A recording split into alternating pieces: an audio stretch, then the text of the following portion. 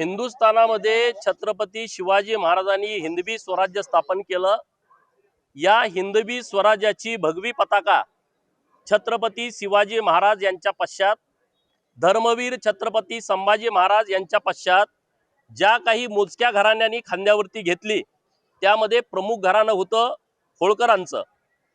जेव्हा जेव्हा मोगलांनी या देशावरती आक्रमण केली, हिंदू धर्मावरती आक्रमण केलं, हिंदू मंदिरांची तोडफोड केली, मूर्त्यांची तोडफोड केली, तेव्हा हिंदू धर्मावरती संरक्षणाचा पदर धरणाऱ्या, मंदिरांचा जीर्णोद्धार करणाऱ्या पुण्यश्लोक अहिल्यादेवी होळकर ह्या राष्ट्रमाता यांच्या जयंतीचं हे त्रिशताब्दी वर्ष आहे।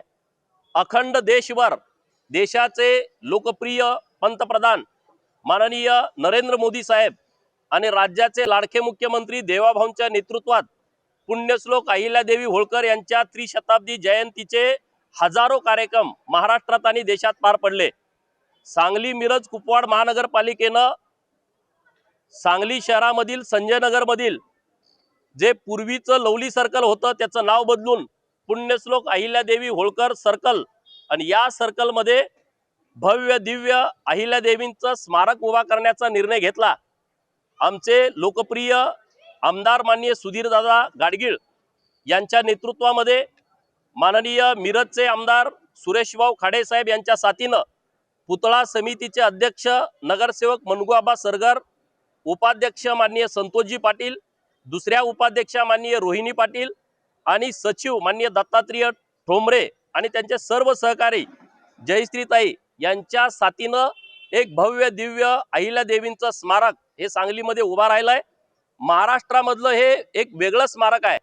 एवढं भव्य, एवढं दिव्य आणि अश्वारूढ पुतळा असणारं हे पहिलं स्मारक सांगलीमध्ये उभा राहतंय आणि या स्मारकाचा लोकार्पण सोहळा उद्या दिनांक 15 डिसेंबरला सकाळी 10 वाजता या राज्याचे लोकप्रिय मुख्यमंत्री अहिल्यादेवींच्या विचारानं प्रेरित होऊन काम करणारे, त्यांच्या विचारांचा अवलंब या राज्यामध्ये करणारे माननीय देवाभाऊ यांच्या शुभ हस्ते पार पडतंय। त्यांच्या सोबत जिल्ह्याचे पालकमंत्री माननीय चंद्रकांत दादा आहेत, जिल्ह्यातील सर्व पक्षाचे आमदार खासदार या कार्यक्रमाला उपस्थित आहेत। हजारोच्या संख्येने अहिल्या भक्त उद्या सकाळी इथं येणार आहेत।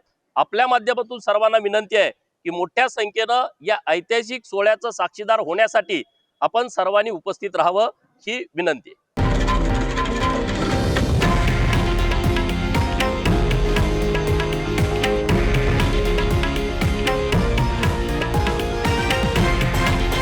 हे आहे देशातील नंबर 1 न्यूज नेटवर्क आणि आपण पाहत आहात TV9 मराठी, एकमेव।